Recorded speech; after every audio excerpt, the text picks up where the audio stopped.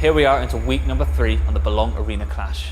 I'm Chris Stealth, bringing you the weekly highlights from the Belong Arena Clash Winter Season 2017. We'll be showing you the action from Tekken 7, League of Legends and Overwatch as 15 Belong Arenas fight to become the champion of each title. Every week we'll be bringing you the highlights from 3 featured matches as well as keeping you up to date with the rest of the league. As ever, we'll be kicking things off with Tekken. The tables at the end of week 2 look like this. In Group A, the Harriers and the Vikings have won both of their respective games, giving them both 6 points. The Smugglers, Centurions and the Pirates have lost all of their games thus far. Over in Group B, the Lionhearts sit at the top of the group, having won both of their games. The Steelers at this point have only played 1 game, which they won, earning them 3 points. The Saints and the Kestrels are yet to win a game. So the games played this week were: in Group A, the Smugglers versus the Pirates, and the Vikings versus the Harriers.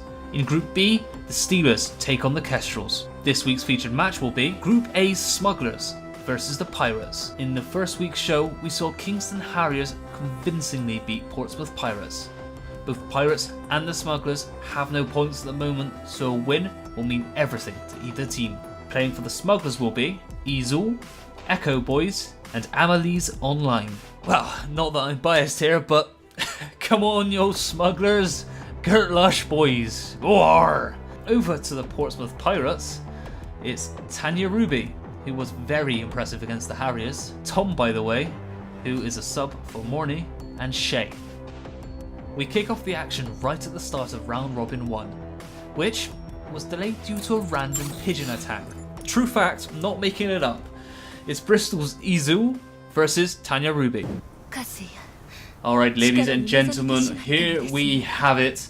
Our main event, Bristol's Izul taking on Portsmouth's Tanya Ruby. Now Tanya is one to watch out for, and she has been doing some absolute damage throughout this season for the Portsmouth side. And as you can see right now, she's doing just that, pushing Izul right up to the barrier and just giving him no room to fight back. And look at that, just as soon as we say that, round number 1 goes in favour of Tanya. Round 2, however, let's see how Izul will fight his way back into this one. Having to play a bit more passive, but as soon as I say that, he swings in and gets a lovely little combination going to put Tanya on the back foot. This time, however, dodging out of the way and making sure that Tanya control the middle of the map. She doesn't want to give away too much space and allow Izul to come in fighting. And just like that, it is Tanya on the back foot. Once again, she is down to just a slither of health, but manages to knock Izul down to just a little bit further. Oh, lovely grapple move. Will this be it? Yes, it will. 2-0 for Tanya. How will Izul come back into this one? Now he's down 2-0 and he needs to find a way to creep his way through. But look at this wonderful play from Izul, just to counter-attack Tanya's attacks. And right the way down, and a tiger out of nowhere. I mean, tiger shouldn't really be allowed to be used. I thought it was a person-on-person fight, but doesn't really matter because Izul takes 1 round back. Round number 4 now, and oh, that is an absolutely outrageous uppercut to put Izul straight up into the air and on the back foot. However, Izul finds his own counter-attack and a little combination string just to keep things moving, and takes the lead now with 20 seconds played. However, Tanya, though, constantly on the attack, giving Izul no room to move, takes the game at 3-1.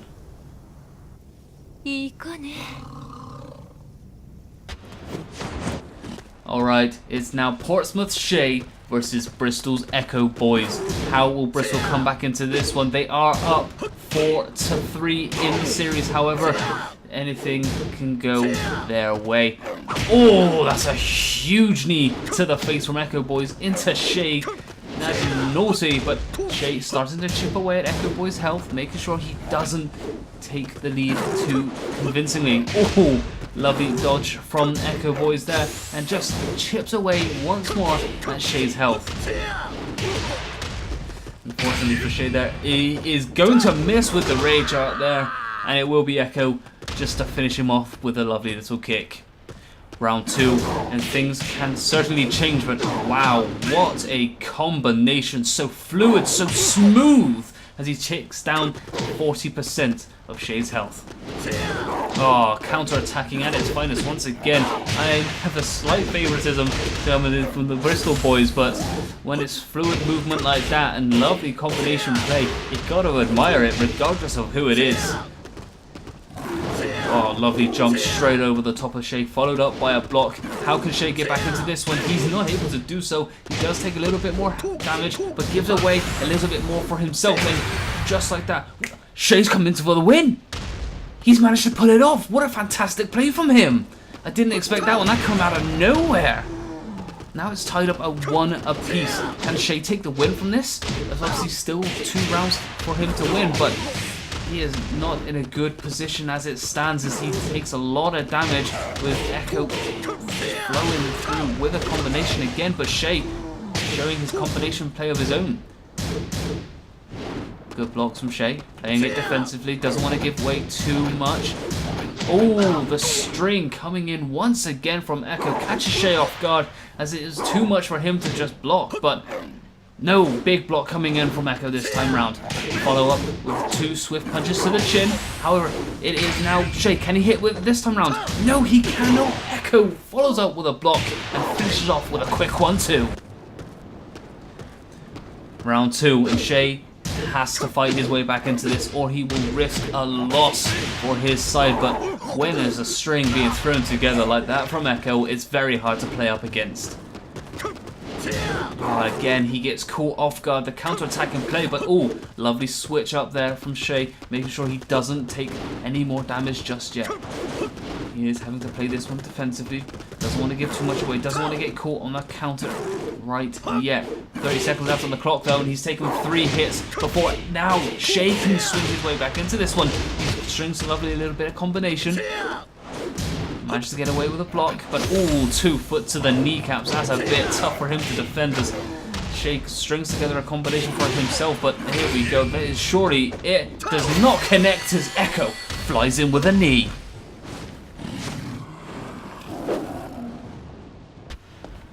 Alright, and I'm sensing a big theme this week. Every matchup we've had featured has involved some sort of animal.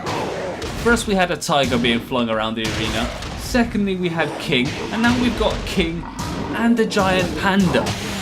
Somebody call the RSPCA, this shouldn't be allowed, this should just be humans on humans. Regardless, Tom, by the way, rocking from Portsmouth, manages to take the first round win away from Echo. This time round though, he is on the back foot, taking the first few hits, and this panda comes out with some breakdancing moves. I don't think he realizes this is a fight, you know, fists. This ain't a dance-off. Regardless, he's managed to do some significant damage to Echo, taking 2 rounds really, really quickly. Can Echo turn this around, however? Follows up with a nice little string of combination there. Down low for 3, uppercut. Follows up with a lovely little 2 foot, and again, he's just stringing together the 3 down low hits and gets a perfect. Well played from him. Is this the start of a comeback? We shall soon find out. And again, Echo finishes off continues where he finished off last round with 3 low kicks followed by an uppercut. Tom can do nothing about this. He is just taking it. He's got to hope that he can somehow get around this one with the environment coming in. It does indeed. He does manage to get a few hits off. Unfortunately for him, Echo blocks that one, and he manages to tie this up with 2 swift jabs again. Pow pow. Echo again coming in with the 3 low hits followed by the uppercut. I mean, if you're Tom right now, you'd be kind of screaming at him. You'd be like, come on, mix it up, do something interesting. And just like that, he does. Swings in from up top and smashes down on his head. And Echo, out of nowhere, takes the win. Despite an admirable performance there from Tanya Ruby, who didn't drop a single game, Portsmouth lost both round robins to Bristol, 5-4, 5-4. This gave Bristol a 2-0 win and some valuable 3 points. In the other game, Vikings beat Harriers 2-0. These results are certainly going to shake up Group A. In Group B, however, the Steelers lost to the Craigavon Kestrels 0-2. So, let's look at how the tables now shape up. The York Vikings now sit clear at the top with 9 points. Harriers have dropped down to 2nd place, still at 6. The Smugglers have moved up from the bottom of the group with vital 3 points, whilst the Centurions and the Pirates both have 0 points still. And with only 2 weeks left of the main tournament, we will not be able to qualify for the finals. Over in Group B, the Lionhearts sit unmoved at the top of the table despite not playing this week. The Kestrels have finally secured a win, placing them joint 2nd with the Steelers, with both of them on 3 points. Cardiff Saints are yet to secure any points at all. That was some exciting Tekken action, but it's not over. We have some more esports for you right here on the Belong Arena Clash, Overwatch and League of Legends. So, let's have a little look how things stand currently in Overwatch. The Week 2 standings for Overwatch are as follows. The Harriers sit at the top of Group A with 2 wins and 6 points. The Pirates and the Lionhearts both have 1 win and 3 points each. The Swarm and the Armada have both lost 2 games and have no points between them. Everything is all to play for in Group A, but over in Group B, the Smugglers have 4 points, the Steelers 3, and the Saints and Enigmas and the Vikings are tied at the bottom of the group with only 1 point each. Group C, however, sees the Centurions top of the table with 2 wins and 6 points. The Nighthawks with 1 win and 3 points, and the Hunters and Kestrels have 0 wins, which means 0 points. But Group A is where we turn our focus to this week. It's a battle between the bottom 2 teams, the Plymouth Armada versus the Manchester Swarm. As Overwatch is the only title that Manchester Swarm are competing in this season, it's vital for the 2 times Arena Clash champions to secure a win, or else their hopes of silverware this season will be shattered. The Plymouth lineup hoping to become giant killers are Matt, the Hero, the less aptly named Deadly Kitten, the even less aptly named Green Gamer, Pingu Mumbo, literally no words for that name choice whatsoever, also playing are Shrew and Gender Fluid. Let's see if Manchester have chosen more sensible monikers. It's Avial, Mr. Baggins, who's off on an adventure, Kieran Wright, XVS Uprise Jr., South Tube Number 4, and Archive. So, without further ado, I present Plymouth Armada versus the Manchester Swarm. Alright, ladies and gentlemen, here we go. We have the Armada versus the Swarm, and on the Armada side, there will be a Mercy, Bastion, Reinhardt, Zenyatta, Hanzo, and Reaper. On the side of the Swarm, they're going to be using Winston, Mercy, Orisa, Junkrat, Zenyatta, and a Pharah. The map is Route 66. The game mode is Escort. Aim of the game to escort that payload right there with the P above its head to the other side of the map. Now, the Armada have already played this one on the offensive side of things, and they got things up to the yellow mark, as you can see right dead center in the top of your screen right there. So the aim for the Armada to get past that point, and they are having a bit of difficulty with this as the Swarm are just holding tight. They're doing very well defensively and just keeping the Armada at bay. As I say that, however, things have broken down and 3 players from the Swarm have fallen, giving the Armada a lot of time and opportunities to push their way forward. Big kills coming in and an assist from Bastion. He will be key to this victory if they manage to pull it off, because the way they're set up right now, Reinhardt and Bastion combination sitting on the payload. This is a tried and tested method. It works 60% of the time, every time. It is fantastic and it works a lot because Bastion gets shielded off from Reinhardt, and Bastion can then just sit there and just destroy from range. And look at this, he's already got his ultimate, pushes his way through, but unfortunately for him, Zenyatta has actually used his ultimate to protect his teammates. Deciding to back off, but oh, Junkrat's come in with a lovely little 3-piece to take down the opposition, but unfortunately for them, Mercy does manage to pick up 2. Swarm, however, down by a few players. They're on the back foot. Armada are pushing forward and fast towards this point. They have 3 players on the payload now and looking to push this one through to the end. Now this is going to be a bit of a tricky area because the sights and the avenues that the Swarm can do to swarm in and around. Unfortunately for them though, they've got nothing in the way of defense right now as they're able to just push their way through. As you can see right there, the yellow marker is where it will end, and they've got nothing, no defense whatsoever, and the Armada will take the win. Play of the game. Play of the game coming in from Bastion. That player, gender fluid, to see what it is exactly on the defensive side of things. Picks up one from up top, picks up a second as well, just chain gunning them down as he gets the third as well. Okay, and now we're into the Temple of Anubis. This time the Swarm are using Soldier 76, Mercy, Winston, Junkrat, Anna Reinhardt. The Armada, however, will be using Mercy, a Widowmaker for the long distance engagements, Genji for the up close and personals, Reinhardt, Orisa, and the Reaper. Now, the aim of this game is to get inside those points to hold down them perfectly. Now, obviously, it will be the Swarm on the defensive side of things as the Armada will be looking to push their way through. They're not going to be able to do so with shots coming in from Anna like that at distance, especially if it's down to the Widowmaker not being able to take those shots. I do like this play though coming in from Trap Game, number 12, using the Junkrat to just get in and grab behind the shields of Reinhardt and Orisa to cause some real damage. Winston though boosting his way over the top, and unfortunately for him does get taken down but will get an assist and a kill. Genji getting up close and personal as he likes to do, manages to get away with his life. Pingu Mumbo playing as that. Has taken quite a bit of damage, does have to go back for the health, and will be going back in to take down the long distance player, and that will be Anna.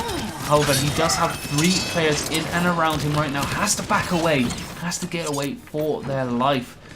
So it's not to go for the full health again, but there we go. We have, quick step movement, getting out of the way of that Winston, just to survive a little bit longer.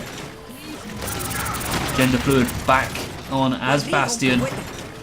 Does love to play with Bastion, does create some fantastic kills and opportunities for their team. Let's see what they can do right now. Managing a few shots off and taking a few themselves, as it does seem as if the point has been contested. The Swarm are not, they're falling apart right now as the Armada are breaking them down. What is Mercy able to do from distance? Managed to pick up one, and look at this from Gender Fluid. Lovely position to just stay up top and, look out over the point. Now, this is going to be point A for them, nice and easy. Obviously, I don't think the Swarm are going to want to challenge for this. They just want to give that one up for now, which they will. And now they're going to set up for point B. 5.5 minutes left on the clock. There's still plenty of time for the Armada to take this. Loads of it, in fact. And what the Genji is going to do right here is do exactly what they did last round. Get up close and personal. Pingu's going to do this with the Junkrat. Goes for the challenge. Manages to get a few hits off and now has 3 players in and around them. Needs to back away though. Doesn't want to get caught off guard there. Love this play coming in from Trap Game 8. Sitting in the hill, using the Reinhardt as the shield as we saw previously with the payload. But when you've got Pingu causing an absolute nuisance once again as Genji up close and personal, it's gonna be a bit of a pain for you because you'll get distracted right there as well. So I'd like to see Gender Fluid possibly use the ultimate in just a second. Wait until the Genji's up, pop the ultimate and push their way through, because Junkrat can certainly make a clearing, and certainly so can Reinhardt, especially when he's hammer downs like that. And big kills coming in, and that's 3 down for the Armada. Swarm holding fast so far. Still 4 minutes 20 seconds left on the clock, however, and there's still a lot of time for the Armada to push forward through this, and Pingu's looking to try and incentivize something here.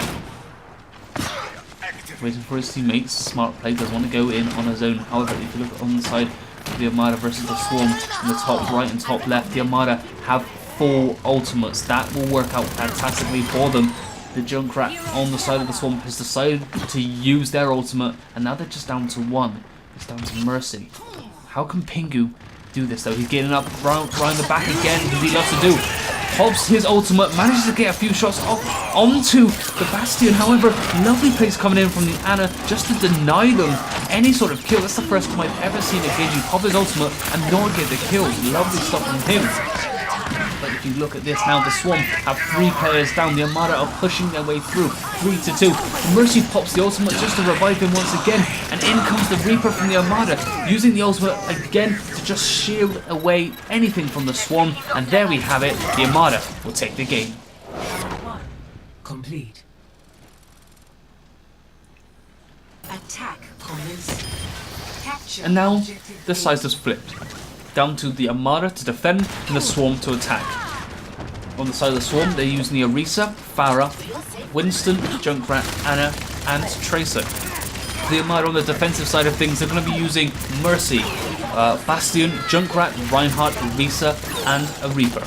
Now, I like the way that the Armada sets up right here. They've shut it down in the bottleneck so that they cannot push their way through. Gender Fluid using the Bastion once again, 3rd game in a row now, making sure that they cannot push their way through at all, if easily at all.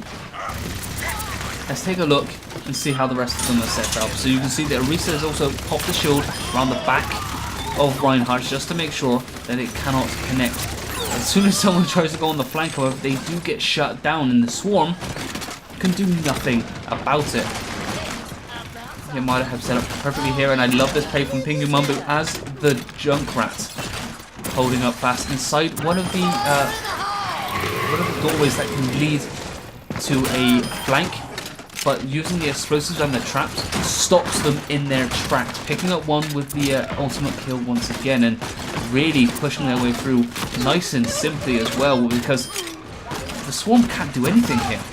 Literally, they can do nothing. They need to switch things up because this composition that they built here isn't working for them. I would like to see possibly the use of Tracer a little more, using her speed to get in and around the back of the Junkrat, but it's not being utilised right now. There's nothing that they can do.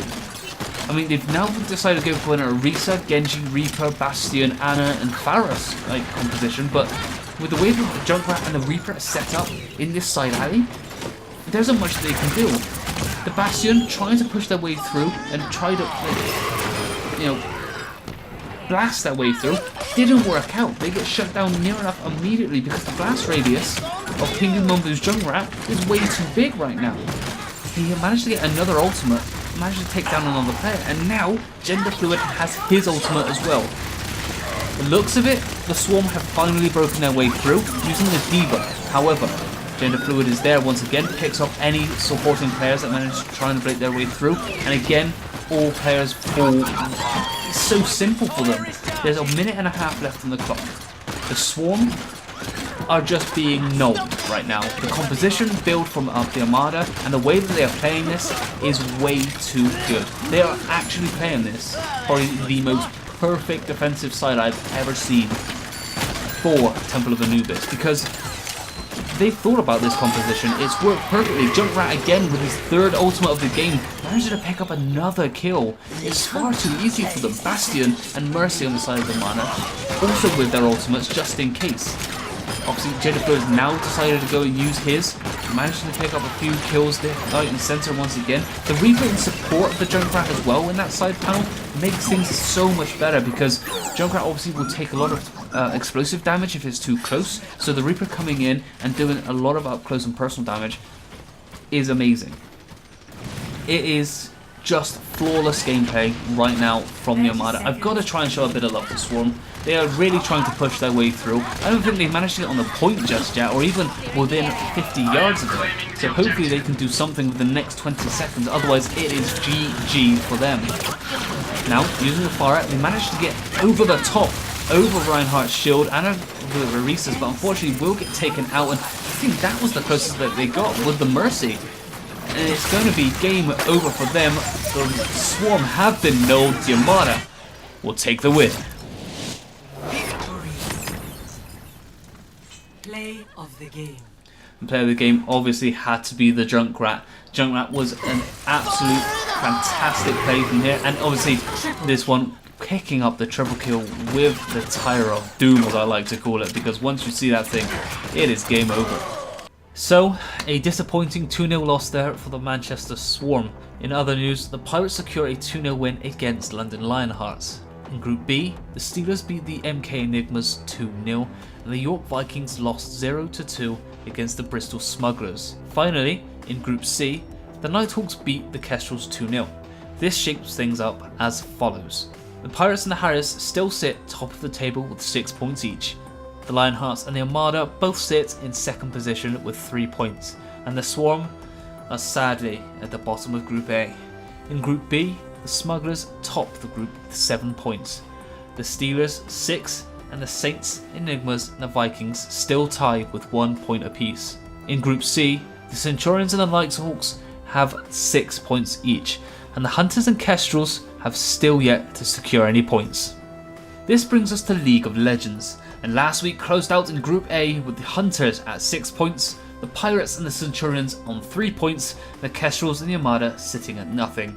Group B, the Smugglers have 6 points as well, the Saints and the Harriers 3 points apiece, and the Enigmas and the Vikings are yet to gain any points at all. In Group C, the Lionhearts have 6 points, the Steelers 3, and the Guardians and Nighthawks have no points between them. The fixtures this week are: in Group A, the Plymouth Armada versus the Craigavon Kestrels, the Portsmouth Pirates versus the Colchester Centurions, and in Group B, the Cardiff Saints versus the Milton Keynes Enigmas, and the York Vikings versus the Kingston Harriers. And in Group C is the Norfolk Nighthawks versus the Teesside Steelers. Our featured match this week is the Cardiff Saints versus the Milton Keynes Enigmas. Playing for the Saints will be, as Leona, St. David, as Hikarium is Kai Bet, as Draven, OJ is Nice, as Riven is Golden Bladder, and as Azir it's the Gringo. Ay caramba! They banned out Ari, Ezreal, Cho'Gath, Rakan and Yasuo. Over for Milton Keynes, it's Victor is Lowly in a Box, as Shyvana is Hocus, as Jinx it's All Kinds of Beats, as Ryze it's Blue Commander, and as Thresh it's Get This. MK banned out Karma, Janna, Lulu, Twitch and Kassadin. So without further delay, let's look at the highlights for the MK Enigmas versus the Cardiff Saints. The Cardiff versus the Milton Keynes game this week was a little bit different. This was due to the new rune system going live, and as a result, there is a lot of uncertainty in the meta. Players don't yet know how to make the most of these new runes, and these sorts of situations can lead to some unexpected outcomes. Cardiff took the first blood in the 49th second, and to Milton Keynes' detriment, this was somewhat of a foreshadowing for the rest of the match. No flash for Sharana means she won't be able to gank as easily, and as a result won't have early pressure in the lanes. And just 1 minute 10 seconds in, Cardiff secure another catch. Cardiff put pressure in the bot lane. Now, Draven Leona is a very aggressive lane. If the Milton Keynes bot lane gets out of position, the Enigmas will find themselves in a world of pain. The bot lane became overextended. They went for an ambitious tower dive on Jinx, taking her down under her own turret. OJ is Nice's early lead kept snowballing, and in the 5th minute, Cardiff had taken firm control of the game. The chances of Milton Keynes pulling back got slimmer and slimmer. Whilst OJ was claiming the board with kills, St. David was making all of the plays and was slowly but surely creating the perfect storm for Cardiff. As if to make a statement, just before the 11th minute, OJ went for a 2v1 and ended up winning. The Enigmas needed to get vision and move together as 5. But they didn't. They split up and by seemingly fluke managed to stop Cardiff taking Rift Herald. But it was just too little too late. And by the 17th minute, Milton Keynes were getting mopped up by the Saints, securing Cardiff a surprisingly fast win at just 18 minutes and 33 seconds. The second game was much of the same, with the Saints taking that as well. Man of the match had to be St. David with Leona, with his foresight and setup of early plays, allowing the Saints to snowball their match from beginning to end.